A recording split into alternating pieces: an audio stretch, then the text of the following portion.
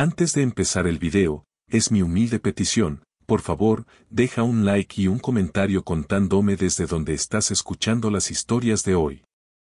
Eso me ayuda muchísimo y hace que las 4 o 5 horas que paso creando estos videos realmente valgan la pena. La excavación comenzó en marzo, cuando las lluvias todavía no regresaban y el aire sobre las ruinas de Tenochtitlán temblaba de calor.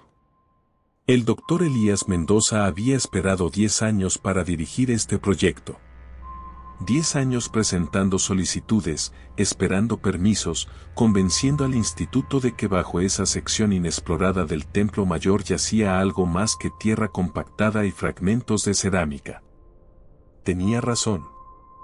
Siempre la tuvo. Pero cuando finalmente rompieron el muro sellado que separaba el corredor conocido de lo que había quedado oculto durante 5 siglos, descubrió que tener razón no siempre es una bendición. El pasillo apareció de repente, revelándose detrás de una pared falsa de piedra volcánica.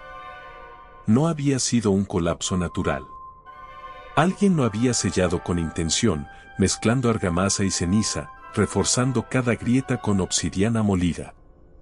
Los símbolos grabados en la entrada eran extraños incluso para los expertos en escritura náhuatl que trabajaban con él. No seguían los patrones conocidos de los códices conservados. Parecían más antiguos, o quizás más secretos, el tipo de escritura que solo los sacerdotes del culto interno hubieran conocido. Elías fotografió cada símbolo antes de que su equipo retirara la primera piedra. Después, durante semanas, desearía no haberlo hecho. Desearía haber dejado ese pasillo sellado, abandonado, olvidado como debía estar. El interior del corredor era estrecho, apenas lo suficiente para que un hombre caminara de lado, y descendía en una pendiente suave hacia la oscuridad. Las paredes estaban cubiertas de murales descoloridos que mostraban procesiones de figuras con tocados de plumas y máscaras de jade. Pero algo en las pinturas resultaba perturbador. Las figuras no miraban hacia adelante en la procesión. Todas miraban hacia atrás, hacia quien las observara, con expresiones que no transmitían devoción ni miedo, sino algo más cercano a la advertencia. Elías y su equipo instalaron luces de trabajo y comenzaron a descender. El aire olía a humedad antigua, a piedra mojada y algo más difícil de identificar, algo orgánico y dulzón que se adhería a la garganta. Nadie comentó el olor. Era más fácil ignorarlo que preguntarse qué lo causaba. Los susurros comenzaron la tercera noche. Elías trabajaba solo en el corredor, documentando un conjunto de glifos particularmente complejos cerca de lo que parecía ser una cámara sellada al final del pasaje. Su equipo había regresado al campamento base 2 horas antes, dejándolo con una linterna frontal y su cámara. La excavación estaba a punto de volverse importante, podía sentirlo. Cada nuevo hallazgo apuntaba hacia algo ceremonial, algo que había sido protegido con un cuidado obsesivo. Estaba tan concentrado en su trabajo que al principio no notó el sonido. Fue gradual, como el viento filtrándose por grietas invisibles, pero no había viento allá abajo. El aire estaba inmóvil, pesado, atrapado bajo toneladas de piedra y siglos de silencio. Cuando finalmente prestó atención, se dio cuenta de que no era viento. Eran voces. Múltiples voces susurrando al mismo tiempo, tan bajas que resultaba imposible distinguir palabras, pero lo suficientemente presentes como para saber que estaban ahí. Elías se incorporó, apuntando su linterna hacia el fondo del corredor. La luz rebotó contra las paredes de piedra sin revelar nada. Los susurros continuaron, ahora más claros, como si se hubieran acercado. Parecían venir de todas direcciones a la vez, rebotando en las paredes, saliendo de las grietas entre las piedras. Sintió un frío repentino en la espalda, el tipo de frío que no tiene nada que ver con la temperatura. Llamó hacia la oscuridad, preguntando si alguien del equipo había regresado. Nadie respondió. Solo los susurros, constantes, insistentes, formando patrones que su mente se negaba a reconocer como lenguaje pero que su cuerpo entendía como amenaza. Salió del corredor caminando rápido, sin correr porque correr significaría admitir el miedo, y esa noche no durmió. Se quedó en su tienda escuchando los sonidos normales del campamento, tratando de convencerse de que lo que había escuchado era agua filtrándose, o su propia respiración amplificada por la acústica del pasillo. No funcionó. Sabía lo que había escuchado. A la mañana siguiente, durante la reunión del equipo, Elías mencionó los susurros de manera casual, preguntando si alguien más había notado fenómenos acústicos inusuales en el corredor. 3 de sus asistentes intercambiaron miradas incómodas. La doctora Ramírez, especialista en epigrafía maya, fue la primera en hablar. Ella también los había escuchado, 2 noches atrás, mientras trabajaba sola catalogando los murales de la entrada. Pensó que eran ecos de alguna construcción cercana, o tal vez turistas en la superficie, aunque el sitio estaba cerrado al público. Luego admitió algo más inquietante. Los susurros habían dicho su nombre. No completamente claro, no como una voz normal pronunciándolo, sino fragmentado, sílaba por sílaba, mezclado con otros sonidos que no pudo identificar. María, María, repetido tantas veces que dejó de sonar como su nombre y se convirtió en algo diferente, algo que le provocaba náuseas escucharlo. Uno por uno, el resto del equipo confesó experiencias similares. El fotógrafo había escuchado su apellido susurrado mientras bajaba por el corredor, tan claro que se había detenido pensando que alguien lo llamaba. El técnico de conservación había sentido aliento en su nuca mientras limpiaba un mural, un aliento húmedo y frío que olía a copal quemado y algo metálico. Todos habían mantenido silencio, avergonzados de admitir miedo en un sitio arqueológico, de parecer supersticiosos frente a colegas que habían dedicado sus vidas a la ciencia. Pero ahora, sentados en círculo bajo la lona del comedor improvisado, con el sol de la mañana filtrándose entre las grietas, la verdad resultaba imposible de ignorar. Algo en ese corredor sabía quiénes eran. Algo estaba hablándoles. Elías decidió continuar. Era su excavación, su descubrimiento, y no permitiría que fenómenos acústicos inexplicables lo detuvieran cuando estaban tan cerca de abrir la cámara sellada. Implementó nuevas reglas, nadie trabajaría solo, todos llevarían radios, y establecerían turnos más cortos bajo tierra. Durante una semana, estas medidas funcionaron. Los susurros continuaban, pero tener a alguien más presente los hacía más soportables, más fáciles de racionalizar como simples efectos del espacio cerrado y la tensión acumulada. El trabajo avanzó. Retiraron las piedras que bloqueaban la entrada de la cámara final, revelando una sala circular de aproximadamente 5 metros de diámetro. En el centro, sobre un pedestal de piedra basáltica, descansaba algo cubierto con una tela que el tiempo había convertido en polvo solidificado. Alrededor del pedestal, tallados en el suelo, había círculos concéntricos de glifos que formaban un patrón espiral que terminaba en el centro, donde fuera que estuviera el objeto cubierto. La noche antes de retirar el objeto del pedestal, los susurros cambiaron. Ya no eran fragmentos de nombres o sonidos inconexos. Ahora formaban palabras completas en náhuatl antiguo. El doctor Vázquez, el único miembro del equipo que había estudiado la lengua lo suficiente para reconocer frases completas, tradujo mientras trabajaban iluminados solo por lámparas portátiles y el resplandor débil de sus frontales. Las palabras se repetían una y otra vez, emanando de las paredes como si la piedra misma las pronunciara. No abrir. No mirar. No recordar. Pero ya era demasiado tarde para no recordar. Ya habían abierto.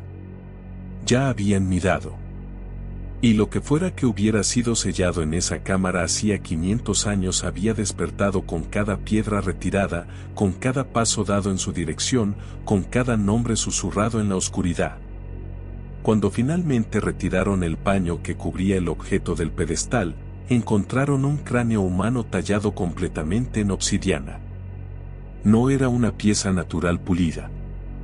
Había sido esculpido, cada rasgo anatómico reproducido con una precisión imposible dadas las herramientas disponibles en el periodo posclásico. Los ojos eran cuencas profundas incrustadas con turquesa que brillaba con luz propia bajo las lámparas. La mandíbula estaba articulada con bisagras de oro que permitían abrirla, y dentro, grabado en la superficie interna del cráneo, había un solo glifo que nadie pudo traducir.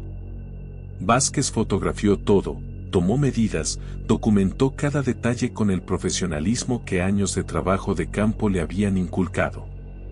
Pero sus manos temblaban. Porque cuando la luz de su cámara iluminó las cuencas de turquesa desde cierto ángulo, por un instante imposible, juró ver pupilas.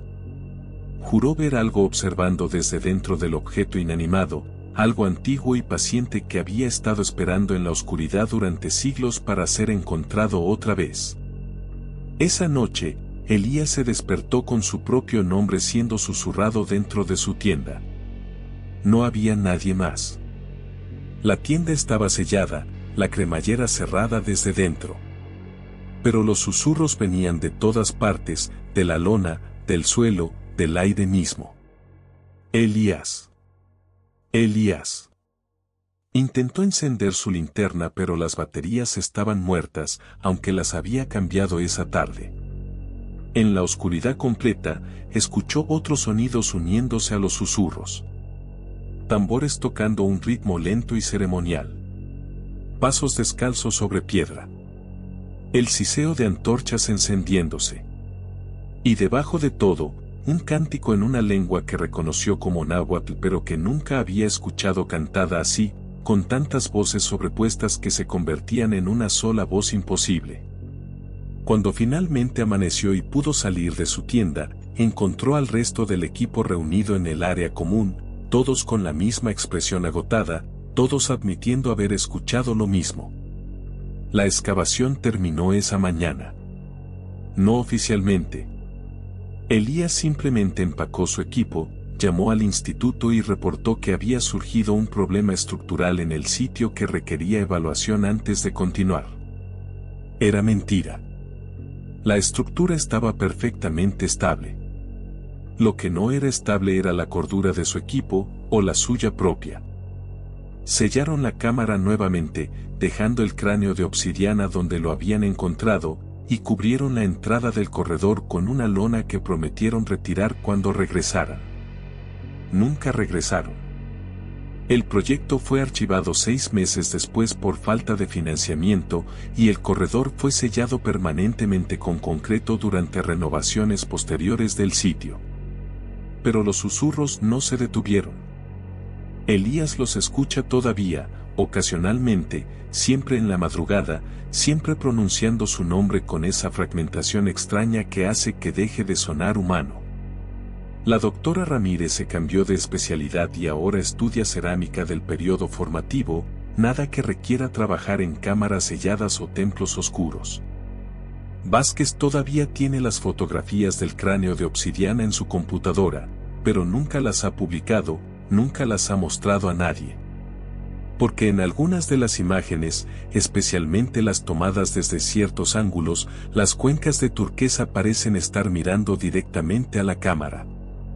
Y en una fotografía, solo en una que tomó por accidente mientras guardaba su equipo, la mandíbula articulada del cráneo está abierta. No estaba abierta cuando la fotografió. La dejaron cerrada. Pero en la imagen, está abierta, y dentro de la oscuridad de su boca tallada, si amplías la imagen lo suficiente, puedes ver algo que parece un destello de luz. O quizás un ojo. O quizás algo peor, algo que nunca debió ser visto, algo que ahora te ha visto a ti también, porque miraste demasiado tiempo, porque leíste estas palabras, porque ahora conoces el nombre del lugar donde duerme. Y los lugares que duermen siempre recuerdan a quienes los despiertan. El Museo Nacional de Antropología recibió la pieza en octubre, empacada en cajas de madera con sellos de autenticidad y documentos de excavación que explicaban su origen, un templo en ruinas cerca de Tlaxcala, dedicado a una deidad menor cuyos rituales habían sido borrados de los códices sobrevivientes. La pieza era una escultura tallada en obsidiana pura, de aproximadamente 80 centímetros de altura, que representaba una figura humanoide agachada con las manos extendidas hacia adelante, como si sostuviera algo invisible. Pero lo más notable no era la postura ni el trabajo de la piedra, que era extraordinario por sí mismo, sino las incrustaciones. Donde deberían estar los ojos había cavidades profundas rellenas con lo que los análisis preliminares confirmaron era sangre humana cristalizada mezclada con resina de copal. Las venas de la obsidiana negra estaban teñidas de rojo oscuro, como si la piedra misma hubiera absorbido sangre durante siglos de uso ritual. El curador que recibió la pieza, el doctor Soto, supo inmediatamente que era algo especial. También supo, aunque nunca lo admitió públicamente, que había algo profundamente equivocado en ella. La instalación fue simple. Colocaron la escultura en una vitrina de seguridad en la sala dedicada al periodo posclásico, con iluminación tenue que hacía que la obsidiana brillara con tonos azulados y púrpuras. Un pequeño letrero explicaba que era un guardián ceremonial, probablemente utilizado en rituales nocturnos relacionados con el inframundo y la protección de espacios sagrados.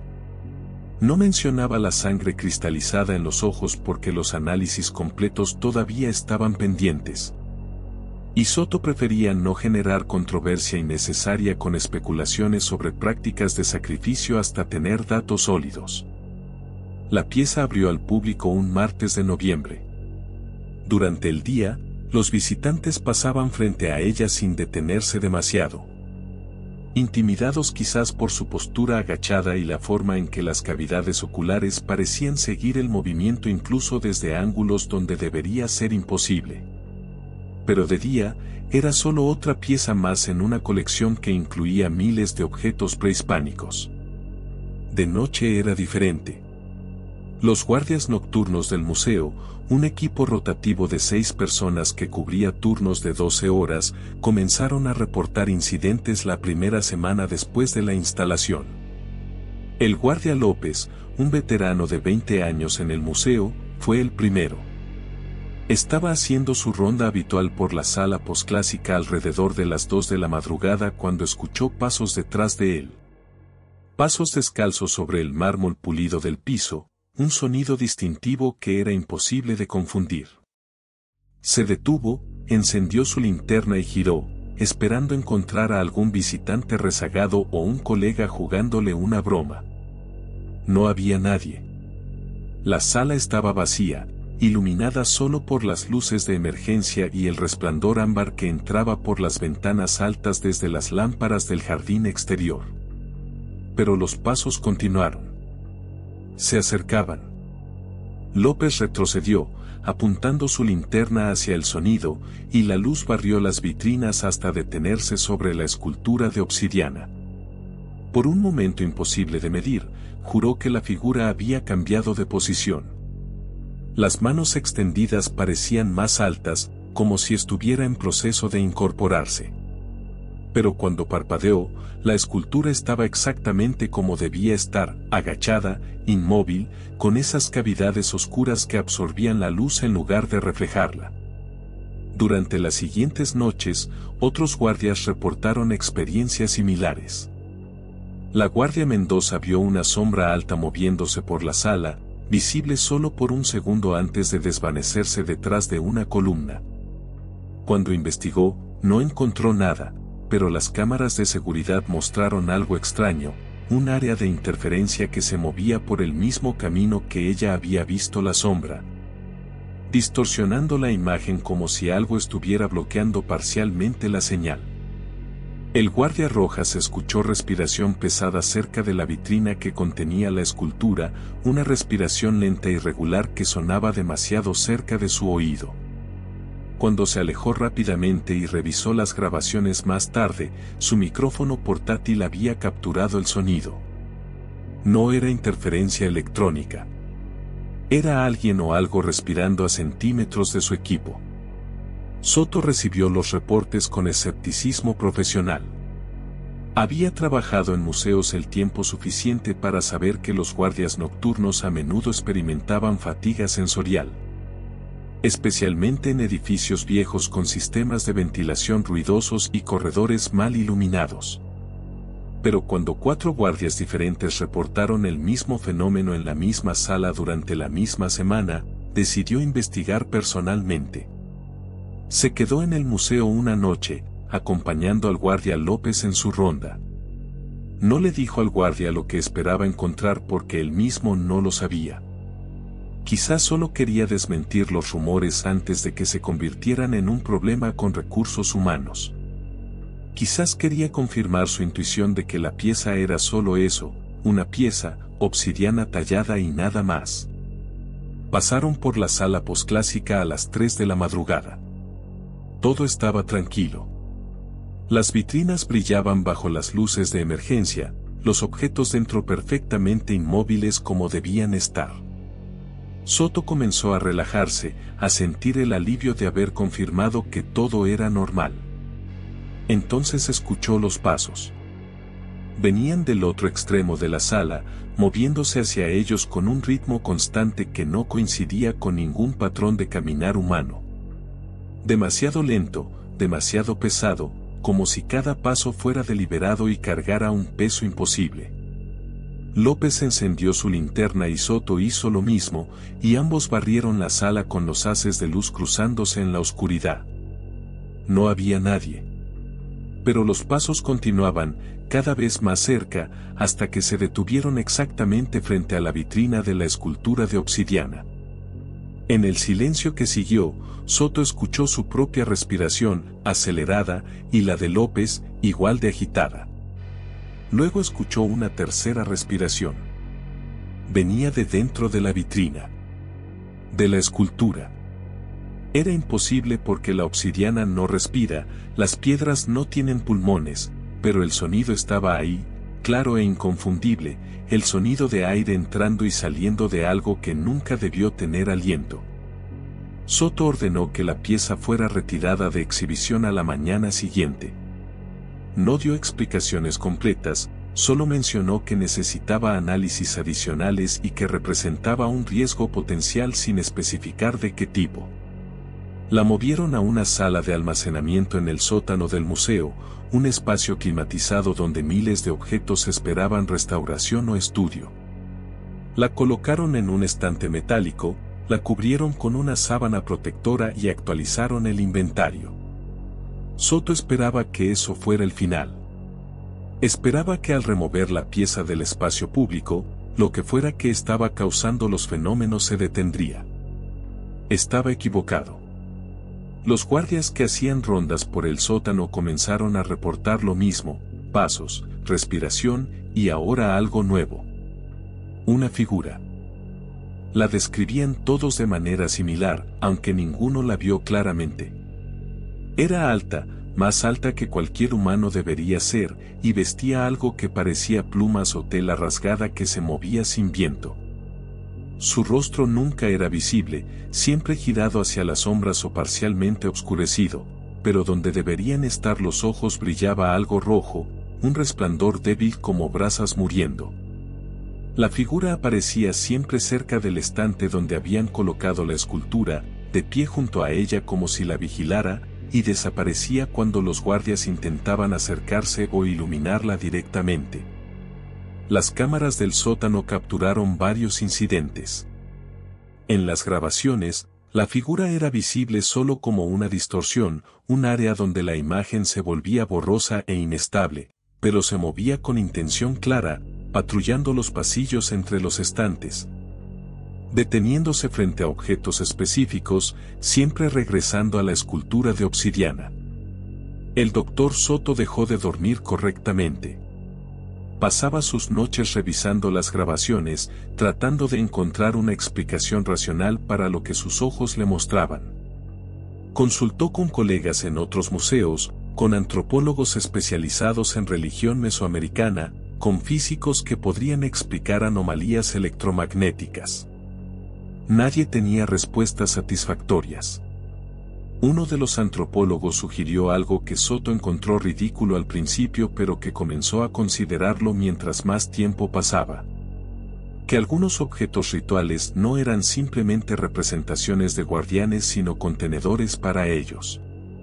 Que la obsidiana, por ser vidrio volcánico formado en transformación violenta, podía mantener impresiones psíquicas o energías que la ciencia moderna aún no entendía completamente.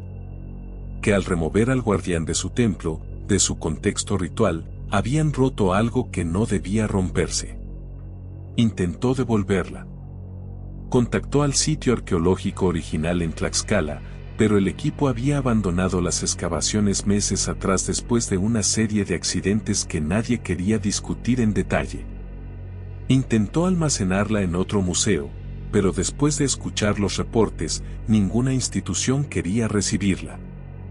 Finalmente, un curador viejo que estaba por retirarse le sugirió algo que parecía sacado de leyendas en lugar de protocolos museológicos. Le sugirió que la devolviera. No al sitio arqueológico, sino al templo mismo. Que la llevaran de regreso al lugar exacto donde había sido excavada y la colocaran en su posición original, con los rituales apropiados, o al menos con el respeto que algo claramente poderoso merecía. Soto se rió. Era absurdo.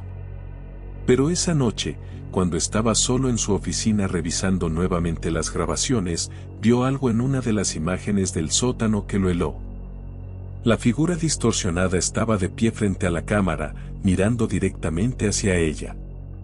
Y aunque no tenía rasgos faciales claros en la grabación borrosa, Soto supo con certeza absoluta que lo estaba mirando a él. Que sabía quién había autorizado su remoción. Que lo recordaría.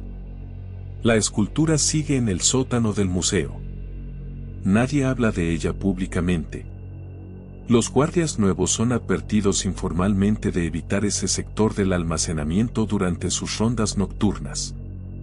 Las cámaras siguen grabando, pero las grabaciones ya no se revisan porque nadie quiere ver lo que aparece en ellas noche tras noche. Y en el templo en ruinas cerca de Tlaxcala, donde la escultura fue excavada, los locales cuentan que desde que se la llevaron, las noches son más oscuras.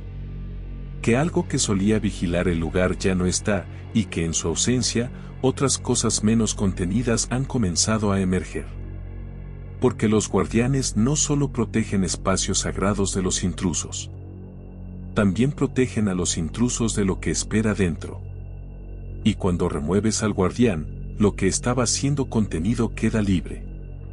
Pregúntale al Dr. Soto sobre los susurros que escucha en su departamento ahora, los pasos pesados en su pasillo a las 3 de la madrugada, la sensación constante de estar siendo observado incluso cuando está solo. Pregúntale si alguna vez lo encuentras despierto. El pueblo de San Lorenzo Tlacotepec llevaba 6 meses sin lluvia cuando el consejo decidió reabrir el pozo. Era una estructura antigua, prehispánica según los registros del municipio, sellada décadas atrás cuando el pueblo instaló bombas modernas y sistemas de agua corriente. Nadie recordaba exactamente por qué había sido sellado. Los ancianos murmuraban historias contradictorias, que alguien se había ahogado, que el agua se había vuelto salada, que cosas extrañas habían sido vistas flotando en su superficie durante las noches sin luna. Pero con la sequía entrando en su 7º mes, con los cultivos muriendo y las bombas succionando aire seco de acuíferos agotados, las historias dejaron de importar. Necesitaban agua. El pozo podía proveerla. La decisión se tomó en una reunión tensa donde las voces se alzaron y las manos se agitaron, pero al final la necesidad venció al miedo heredado. Al día siguiente, un equipo de hombres del pueblo comenzó a retirar las piedras y el concreto que sellaban la entrada del pozo ceremonial.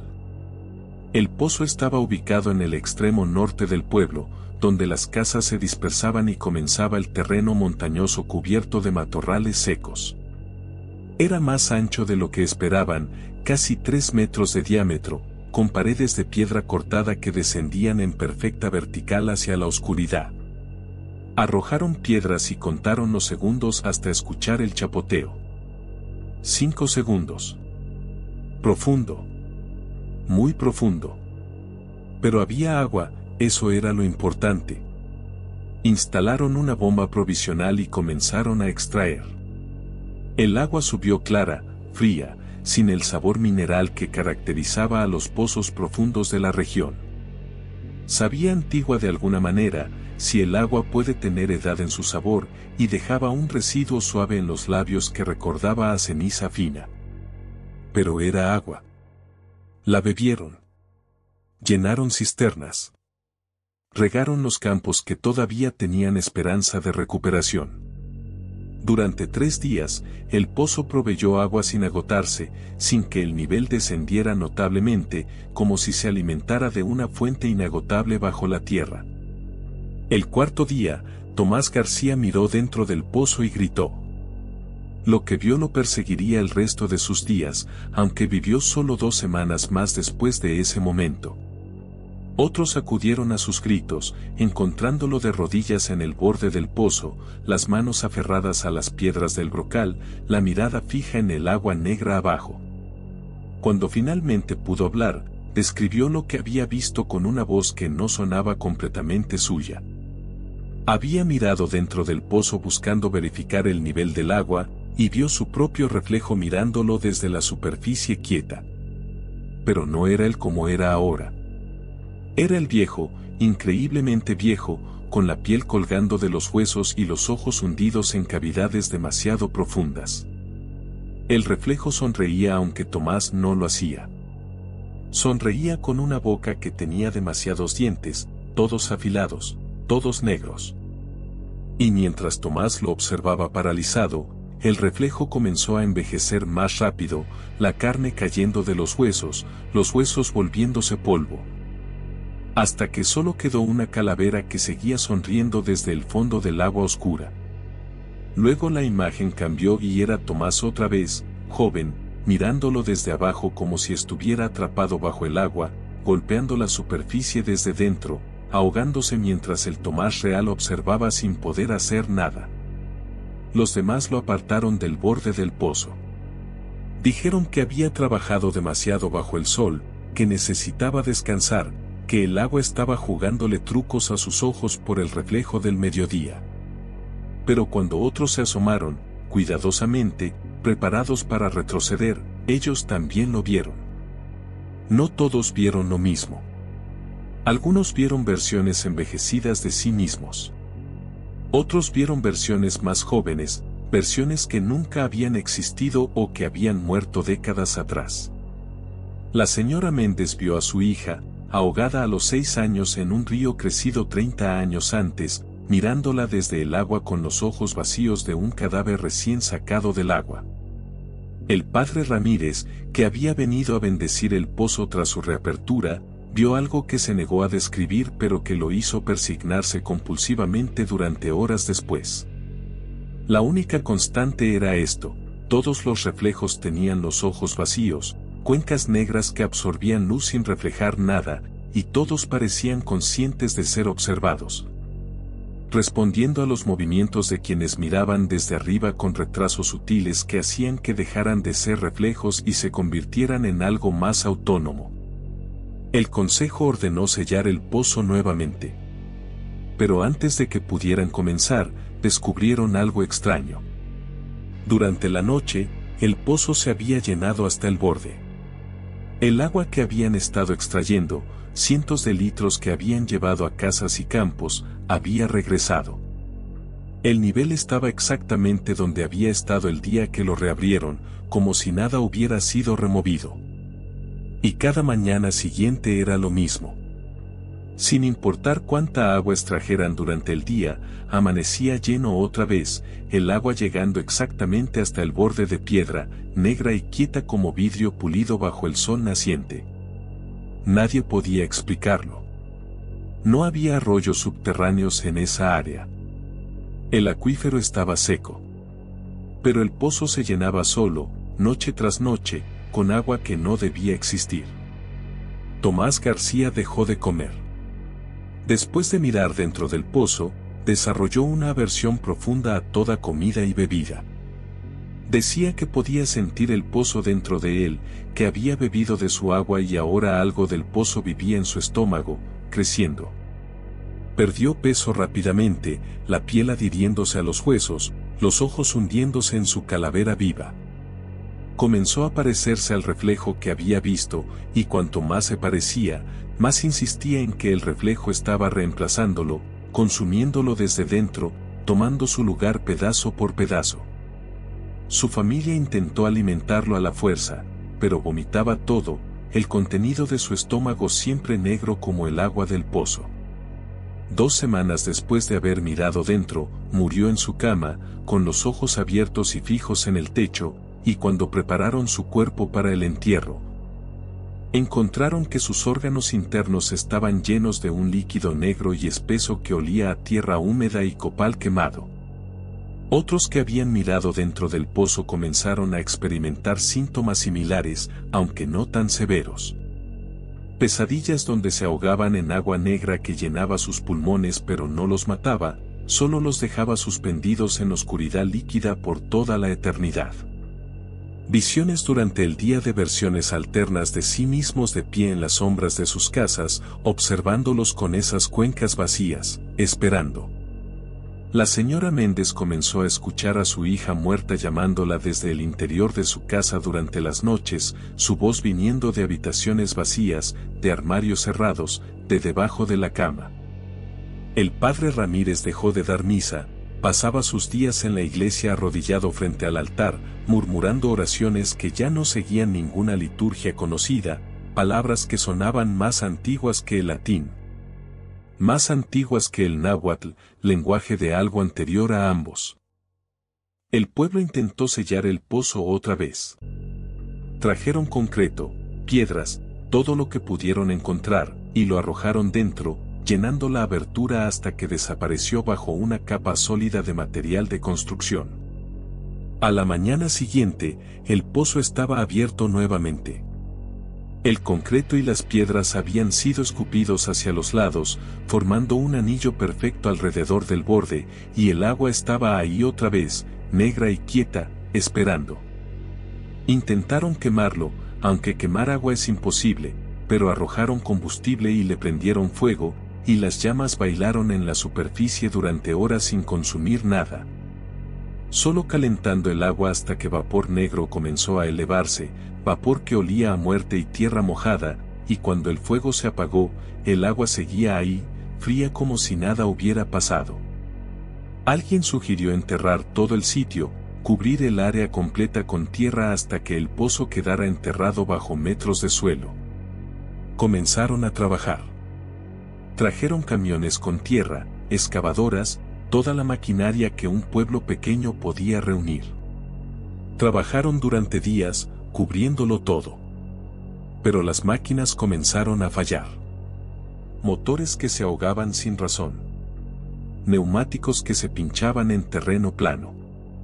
Trabajadores que juraban sentir manos frías aferrándose a sus tobillos cuando se acercaban demasiado al sitio cubierto.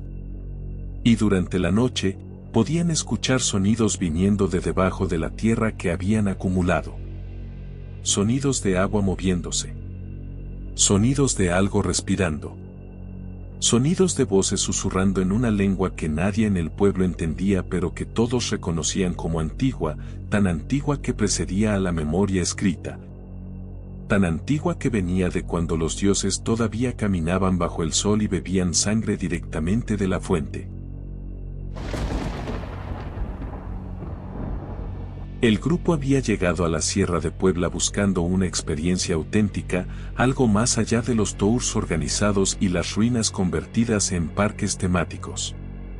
Eran 6 personas, 4 turistas extranjeros que habían coordinado el viaje a través de un foro de viajeros independientes. Y 2 mexicanos de Ciudad de México que conocían la región lo suficiente para organizar la expedición. El propósito era presenciar el eclipse lunar total desde un sitio ceremonial poco conocido, un conjunto de plataformas de piedra medio cubiertas por la selva que los mapas oficiales ni siquiera registraban. Su guía local, un hombre mayor llamado Jacinto que había vivido toda su vida en las montañas, aceptó llevarlo solo después de advertirles repetidamente que no era buena idea. Que ese lugar tenía historia. Que algunas noches no eran apropiadas para estar en ciertos lugares. Pero el dinero que ofrecían era bueno, y Jacinto era práctico antes que supersticioso, o eso se decía a sí mismo mientras los conducía por senderos de cabras que trepaban la montaña bajo el sol de la tarde. Llegaron al sitio 2 horas antes del eclipse. Las plataformas eran impresionantes a pesar del estado de abandono. 3 estructuras principales formaban un triángulo perfecto, cada una orientada hacia puntos cardinales específicos, con escaleras de piedra que ascendían hacia altares planos donde todavía podían verse los canales de drenaje tallados en la roca. Jacinto explicó que eran canales para sangre, que este había sido un lugar de sacrificio durante el periodo posclásico, dedicado a ceremonias que solo ocurrían durante eventos astronómicos específicos. Los eclipses eran particularmente importantes. Sacó un cuaderno desgastado donde había copiado fragmentos de un códice que un arqueólogo le había mostrado años atrás. Leyó en voz alta, traduciendo del náhuatl al español con la cadencia de alguien que ha memorizado las palabras sin entenderlas completamente.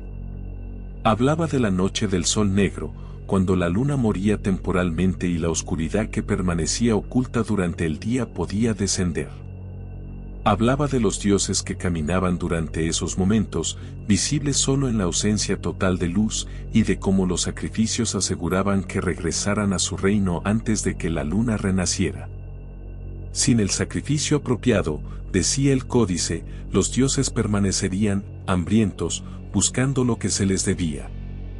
Los turistas escucharon con la fascinación distante de quienes consideran la mitología como entretenimiento cultural. Tomaron fotografías de los altares, de los canales de drenaje, del panorama espectacular de las montañas extendiéndose en todas direcciones bajo el cielo que comenzaba a oscurecerse. Sarah, una fotógrafa australiana, instaló su trípode en la plataforma central, configurando su cámara para la serie de exposiciones largas que capturaría el progreso del eclipse.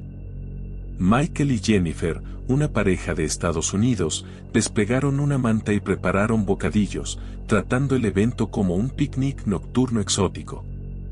Los 2 mexicanos, Roberto y Ana, permanecieron cerca de Jacinto, más atentos a sus advertencias, más conscientes quizás de que las leyendas en su propia cultura tenían raíces más profundas que el simple folclore. Jacinto encendió su linterna y la colocó en el centro del área, creando un círculo de luz alrededor del cual todos se reunieron mientras el eclipse comenzaba. El proceso fue gradual y hermoso. La sombra de la Tierra comenzó a morder el borde brillante de la luna llena, oscureciéndola lentamente hasta que solo quedó un arco delgado de luz plateada. Las estrellas se hicieron más brillantes con la ausencia de luz lunar, constelaciones emergiendo que habían estado ahí todo el tiempo pero invisibles bajo el resplandor. El aire se volvió más frío. Los sonidos normales de la noche, insectos y aves nocturnas, se silenciaron gradualmente hasta que solo quedó el viento susurrando entre las piedras antiguas. Cuando la luna desapareció completamente, sumida en la sombra roja profunda de la totalidad, la oscuridad que cayó sobre el sitio ceremonial era absoluta. Las linternas del grupo parecían insuficientes, sus haces de luz absorbidos por la negrura que los rodeaba como si la oscuridad misma tuviera sustancia, densidad, la capacidad de consumir luz. Y en esa oscuridad total, todos escucharon el sonido al mismo tiempo. Tambores. Tambores tocando desde algún lugar cercano pero invisible, un ritmo lento y ceremonial que resonaba en los huesos antes de llegar a los oídos. Jacinto se puso de pie abruptamente, su linterna barriendo las ruinas circundantes. Los tambores continuaban, el sonido viniendo de todas partes y de ninguna, imposible de localizar. No eran tambores modernos. El sonido era más profundo, más orgánico, como si estuvieran hechos de madera antigua y cuero tenso hace siglos. Entre los golpes rítmicos comenzaron a escucharse otros sonidos. Pasos múltiples acercándose desde la oscuridad. El roce de tela o plumas moviéndose. Respiración pesada que no venía de ninguno de ellos. Y voces. Cánticos en náhuatl antiguo, tantas voces sobrepuestas que se volvían una sola voz imposible, palabras que ninguno de ellos entendía pero que transmitían intención clara. Este era un lugar sagrado y ellos eran intrusos en un momento que no les pertenecía. Jacinto gritó que no se movieran, que permanecieran dentro del círculo de luz, pero ya era demasiado tarde. Sara había visto algo moviéndose más allá de su cámara y caminó hacia eso, su propia linterna iluminando las piedras, y luego gritó. El grupo corrió hacia ella. La encontraron de rodillas, apuntando su luz hacia una de las plataformas laterales. Allí, de pie en perfecto silencio, había figuras. Docenas de ellas. Estaban dispuestas en formación ceremonial, vestidas con tocados elaborados de plumas que no deberían ser visibles en la oscuridad pero que de alguna manera brillaban con luz propia. Un resplandor débil y enfermizo que no iluminaba nada más. Sus rostros estaban pintados o tallados, máscaras de jade y obsidiana que ocultaban cualquier rasgo humano, y en sus manos sostenían implementos que todos reconocieron de los libros de historia y los museos. Cuchillos de obsidiana, vasijas para sangre, instrumentos diseñados para extracción ritual de corazones. Las figuras no se movían. Simplemente estaban ahí, observando al grupo con la quietud absoluta de estatuas, excepto que todos podían ver su respiración, ver el leve movimiento de sus pechos bajo las túnicas ceremoniales, ver el brillo húmedo en las hojas de obsidiana de sus cuchillos como si acabaran de ser usados. Michael intentó tomar una fotografía con su teléfono. El flash iluminó la escena por una fracción de segundo, y en ese instante congelado, todos vieron con claridad terrible que las figuras no eran actores o recreadores o alguna broma elaborada. Vieron que las máscaras de jade y obsidiana no eran máscaras sino rostros, rostros que habían sido tallados directamente en carne viva o quizás en algo que alguna vez fue carne. Vieron que las plumas de los tocados estaban húmedas con algo oscuro que goteaba lentamente. Vieron que detrás de las figuras de la primera fila había más, docenas más, cientos quizás, extendiéndose hacia la oscuridad en procesión interminable, todos mirando hacia el grupo, todos esperando. Y vieron que en el altar central, donde segundos antes no había nada, ahora yacía un cuerpo. Un cuerpo fresco, el pecho abierto, el corazón removido, la sangre todavía fluyendo por los canales de drenaje tallados en la piedra hace siglos. Cuando el flash se apagó y la oscuridad regresó, Jacinto agarró a Michael y le dijo que corriera. Corrieron. No había plan, no había dirección más allá de alejarse de las figuras, alejarse de los tambores que ahora retumbaban más fuerte, alejarse del cántico que se había vuelto ensordecedor. El sendero por el que habían subido era invisible en la oscuridad total del eclipse, pero no importaba, solo corrían, tropezando con raíces y piedras, cayendo y levantándose. Las linternas bailando salvajemente e iluminando fragmentos de la selva que parecía más densa de lo que recordaban, más enmarañada, como si estuviera cerrándose activamente a su alrededor. Sara gritó que había perdido su cámara, que tenía que regresar por ella, pero nadie se detuvo. Roberto cayó duramente, torciéndose un tobillo, y cuando Ana se detuvo para ayudarlo, escucharon pasos detrás de ellos, no pasos de pies descalzos sobre tierra sino algo más pesado, algo que arrastraba. Y cuando Ana giró su linterna hacia el sonido, vio plumas y obsidiana brillante moviéndose entre los árboles, acercándose. Corrieron durante lo que pareció horas pero probablemente fueron solo minutos. La oscuridad del eclipse total no podía durar más de una hora, y en algún momento deberían haber visto la luz de la luna regresando, la totalidad terminando, el mundo recuperando su iluminación normal. pero la oscuridad persistía, absoluta, como si el eclipse se hubiera congelado en su punto máximo, como si el tiempo mismo se hubiera detenido durante esos momentos cuando los dioses caminaban. Jacinto guiaba, confiando en su conocimiento de las montañas incluso en la oscuridad, pero su voz cuando gritaba instrucciones sonaba cada vez menos segura, menos convencida de que estuvieran yendo en la dirección correcta. Y luego Jennifer se dio cuenta de que eran solo 5. Michael ya no estaba con ellos. Nadie recordaba haberlo perdido. Un segundo estaba ahí, corriendo junto a Jennifer, y al siguiente había desaparecido, sin gritar, sin hacer ruido, simplemente ausente como si nunca hubiera estado. Se detuvieron, jadeando, las linternas iluminando un pequeño claro.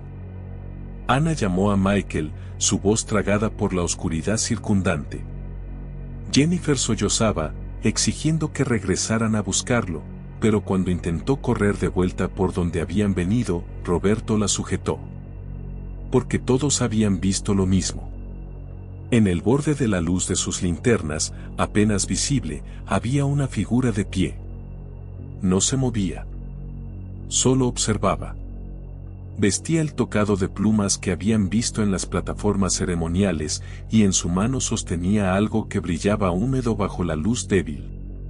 Cuando Jacinto movió su linterna para iluminarla directamente, la figura retrocedió hacia las sombras, pero no antes de que todos vieran lo que sostenía. Era un corazón. Todavía latiendo. Todavía bombeando sangre que caía en gotas pesadas a la tierra. Y en el momento antes de que desapareciera completamente en la oscuridad, la figura levantó el corazón hacia ellos en un gesto que era inconfundiblemente una ofrenda. O una demanda. Corrieron otra vez. No había otra opción. Sara tropezó y cuando se levantó, su linterna se había apagado, las baterías muertas instantáneamente. Compartieron las linternas restantes, apretándose juntos mientras Jacinto los conducía por lo que juraba era el camino de descenso. Pero la montaña parecía diferente. Los árboles estaban en lugares equivocados. Los senderos que recordaban se habían cerrado. Y lo peor era el silencio. Los tambores se habían detenido. El cántico había cesado. Solo quedaba el sonido de su propia respiración agitada y el crujido de sus pasos sobre vegetación seca. El silencio era peor que los sonidos porque significaba que algo había terminado. Un ritual había concluido. Y cuando un ritual concluye, pensó Jacinto sin decirlo en voz alta, algo cambia. Algo se completa. Algo obtiene lo que buscaba. Cuando finalmente salieron de la selva, amanecía. No habían estado conscientes del eclipse terminando, de la luna reapareciendo, del tiempo reanudándose. Un momento estaba oscuro y al siguiente el cielo se aclaraba con los tonos grises del amanecer previo al sol. Se encontraron en una carretera que Jacinto reconoció, a kilómetros del punto donde habían estacionado su vehículo. Eran 4 ahora. Jacinto, Roberto, Ana y Jennifer. Sara también había desaparecido en algún punto durante la última huida, tan silenciosamente como Michael. Jennifer estaba en shock, mirando fijamente hacia la nada, murmurando el nombre de su novio una y otra vez. La llevaron al vehículo, que encontraron intacto donde lo habían dejado, y condujeron de regreso al pueblo más cercano. Reportaron las desapariciones a las autoridades locales, quienes organizaron búsquedas que duraron días pero no encontraron nada. Ni rastros, ni ropa, ni señales de lucha.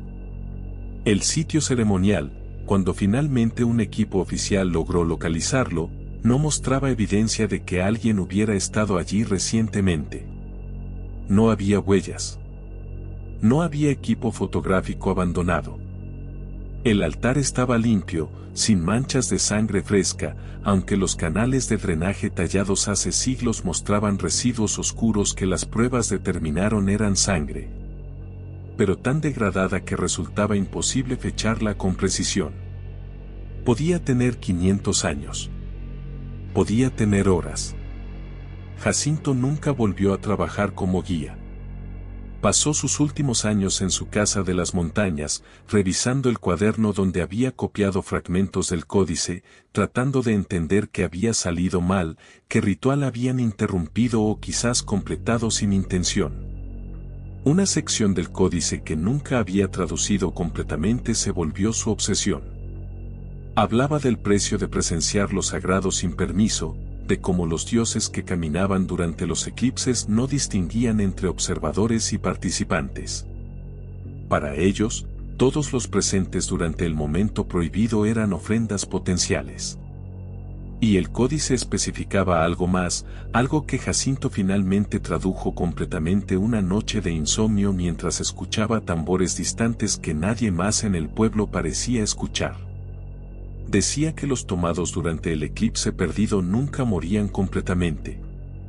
Se convertían en parte del ritual, en guardianes que esperaban el próximo eclipse, el próximo grupo de intrusos, repitiendo el ciclo eternamente. Eran las figuras en los tocados de plumas. Eran los que sostenían los cuchillos de obsidiana. Eran los que ofrecían corazones latientes en la oscuridad. El próximo eclipse lunar total visible desde la Sierra de Puebla ocurrirá en 3 años.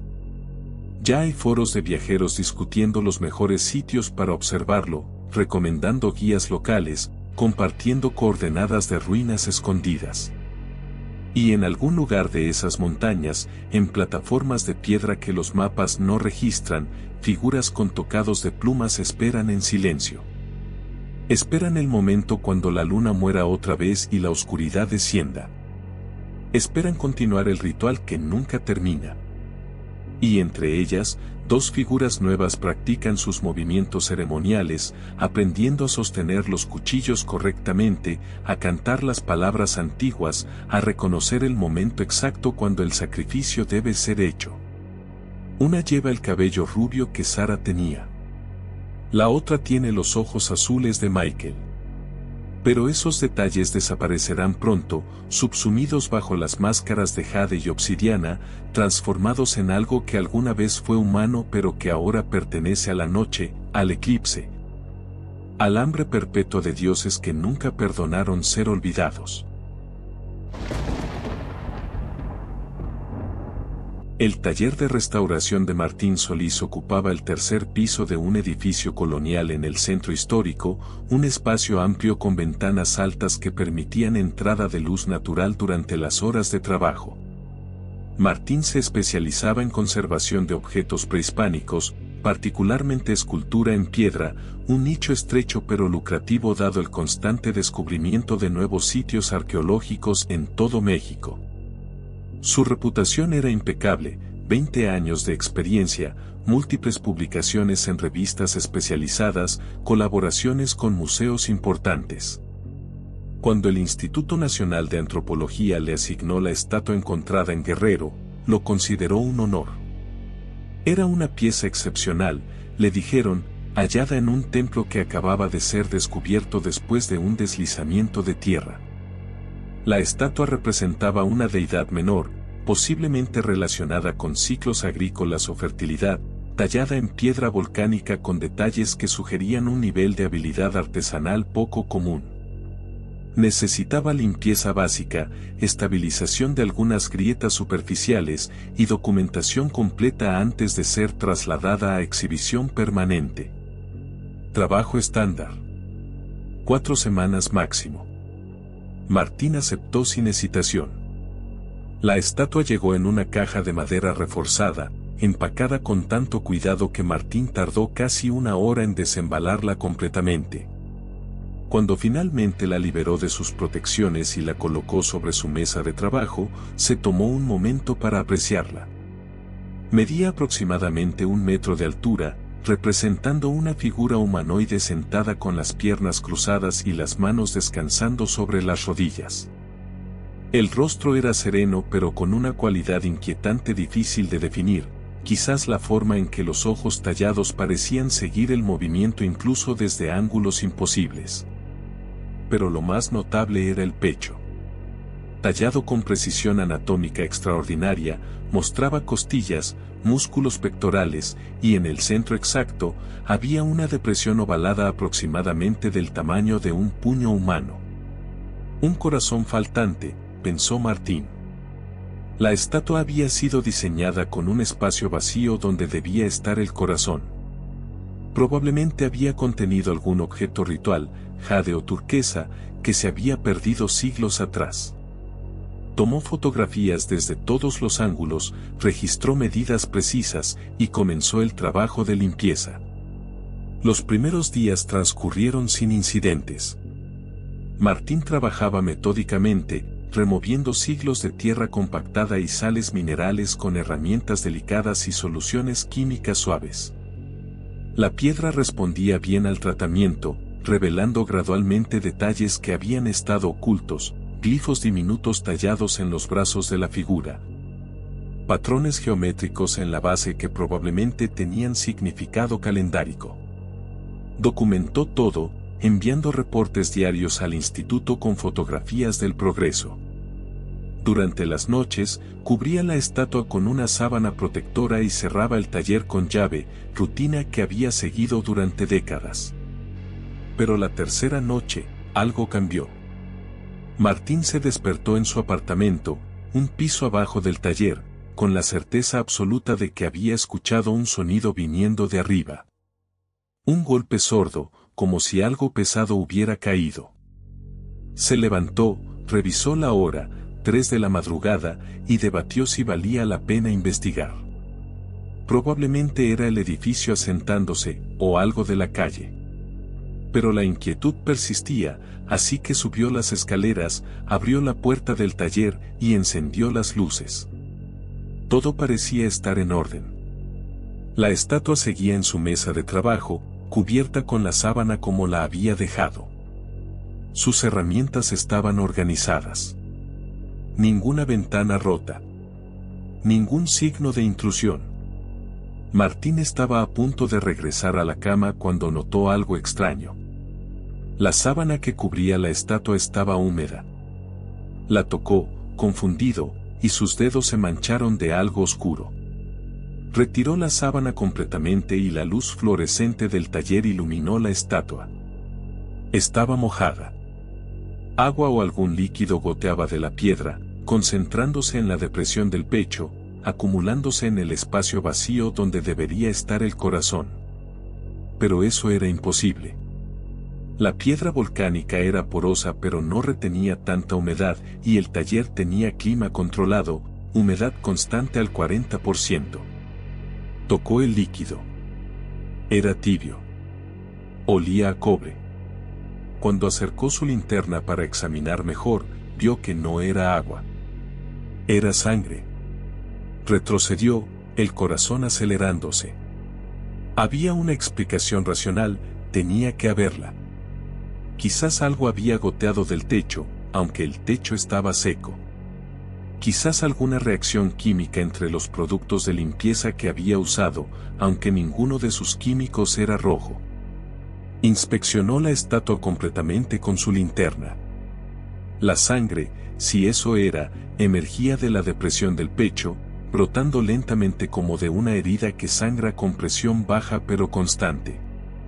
Se acumulaba en el hueco, llenándolo casi hasta el borde, y cuando alcanzaba cierto nivel, desbordaba por los lados, corriendo por el torso tallado de la figura, siguiendo las líneas de las costillas esculpidas, manchando la piedra antigua. Martín tocó la sangre otra vez, la frotó entre sus dedos. Era real. Sangre humana real, fresca, tibia. Y mientras observaba, hipnotizado por la imposibilidad de lo que veía, la depresión en el pecho de la estatua latió. Un solo latido, visible como un espasmo muscular, la piedra moviéndose como si fuera carne. Martín no durmió el resto de esa noche. Limpió la sangre con trapos que luego quemó en el lavabo, vertiendo alcohol para asegurarse de que se incineraran completamente. Examinó la estatua bajo todas las luces posibles, buscando la fuente del líquido. No encontró nada. La piedra estaba seca otra vez, como si nada hubiera pasado. A la mañana siguiente, llamó al instituto, preparado para reportar el incidente, pero cuando comenzó a explicar lo que había visto, las palabras sonaron ridículas incluso para él. Una estatua sangrante. Piedra que latía. Decidió no mencionar nada. Probablemente había estado más cansado de lo que pensaba. Estrés, exceso de trabajo, su mente llenando vacíos con imposibilidades. Continuó su trabajo de restauración con determinación renovada de terminar el proyecto rápido y devolverle la estatua al instituto.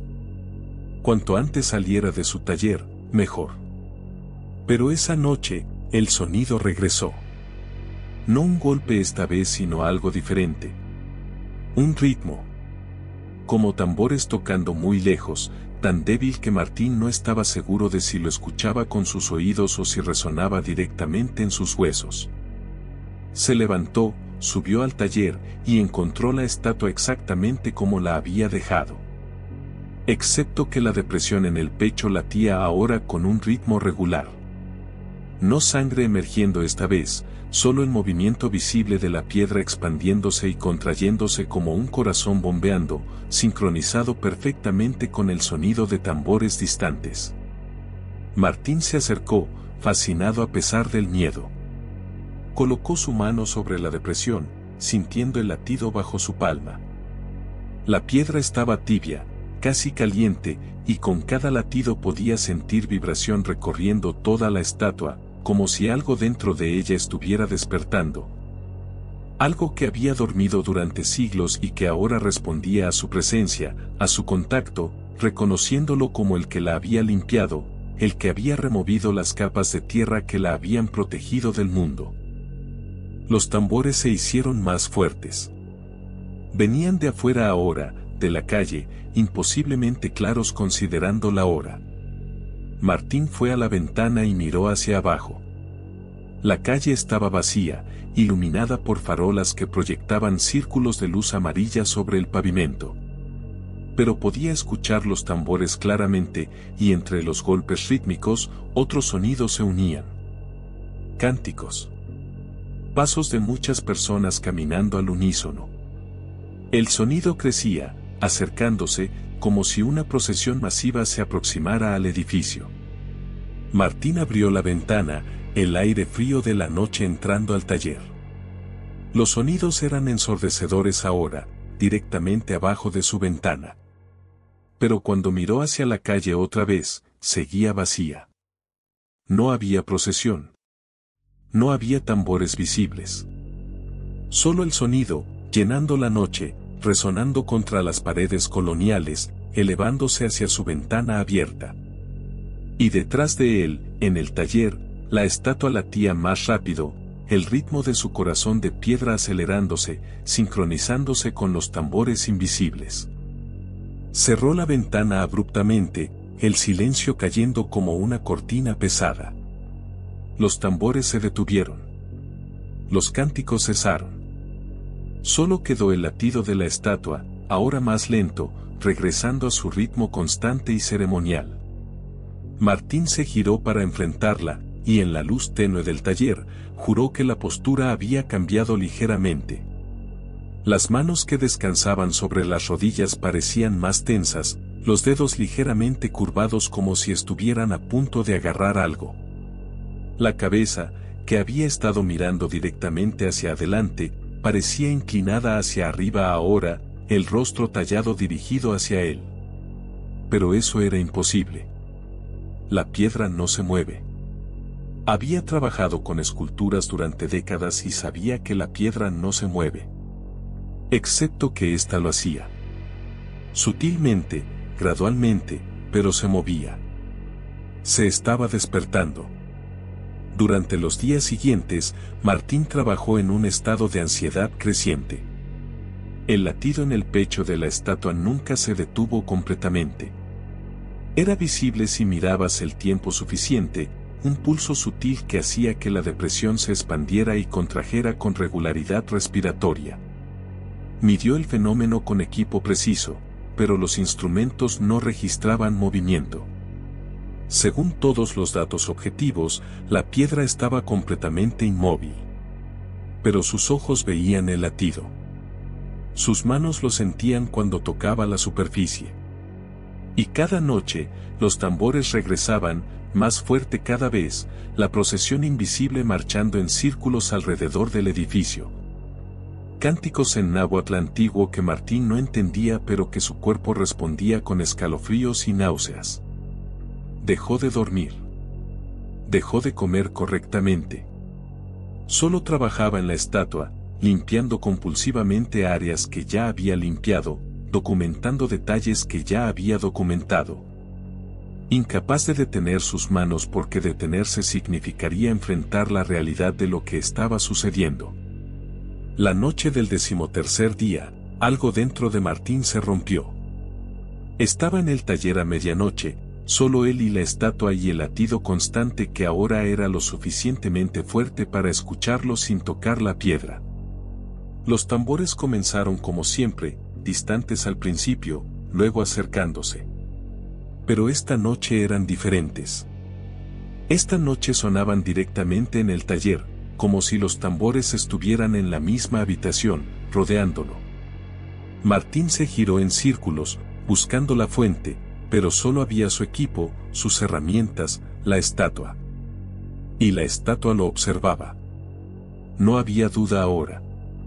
La cabeza se había movido completamente, girada para enfrentarlo directamente, y los ojos tallados brillaban con algo que no era reflejo de luz sino luminiscencia propia. Un resplandor verde débil que recordaba a jade fosforescente. La boca, que había estado cerrada, estaba ligeramente abierta y desde dentro de la piedra venía una voz. La voz hablaba náhuatl, palabras que Martín no comprendía intelectualmente pero que entendía en algún nivel más profundo. La estatua estaba hambrienta. Había estado hambrienta durante siglos, esperando en la oscuridad de su templo sepultado, preservada por tierra y olvido. Pero ahora estaba libre, limpiada, expuesta a aire y luz, y el hambre que había sido suspendida se reactivaba. Necesitaba lo que le faltaba. Necesitaba el corazón que había sido removido, el corazón que latía ahora en el pecho de Martín, el corazón que los tambores llamaban, que el ritual demandaba. Y mientras la voz susurraba estas verdades imposibles, Martín sintió dolor en su propio pecho. Un dolor agudo, como si algo dentro de él estuviera siendo jalado, atraído hacia la estatua, hacia la depresión vacía que latía en sincronía con su propio corazón. Intentó salir del taller pero sus piernas no respondían.